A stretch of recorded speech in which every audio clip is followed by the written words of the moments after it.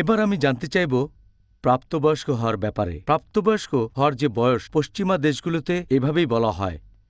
কিছু কিছু দেশে একজন ছেলে বা মেয়ে প্রাপ্তবয়স্ক হচ্ছে 18 বছর বয়সে, আবার কোথাও সেটা হয়তো 14, সবচেয়ে কম হল 14 বছর। ইসলাম এই প্রাপ্তবয়স্ক হওয়ার বয়স সম্পর্কে কি বলে?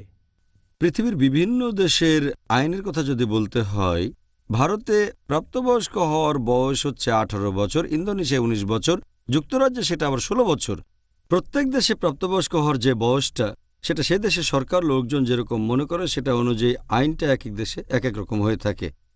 কিন্তু ইসলামে রোজা রাখা ফরজ হয়, নামাজ পড়া ফরজ হয়, ইবাদত করা ফরজ হয়ে যায় যখন সে সাবালক বা সাবালিকা হয়ে যায়। এখানে মূলত শর্ত হচ্ছে 3টা। যদি এই 3টার যে কোনো একটা শর্ত পূরণ হয়, তাহলে ধরা হবে যে সেই ছেলে বা মেয়ে প্রাপ্তবয়স্ক। 1 নম্বর হচ্ছে তার শরীরের বিভিন্ন অংশে লোম গজানো শুরু করা।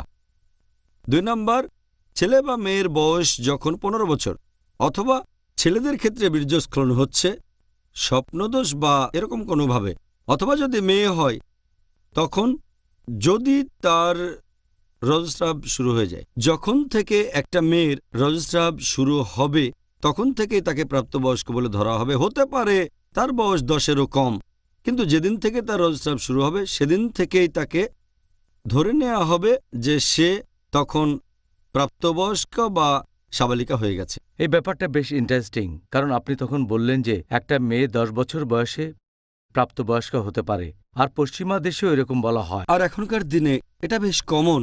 এই কয়েক মাস আগে পেপারে একটা আর্টিকেল এসেছিল যে দিল্লিতে এটা অস্বাভাবিক না, 10 বছরের একটা মেয়ের রজস্রাব শুরু হয়ে গেছে।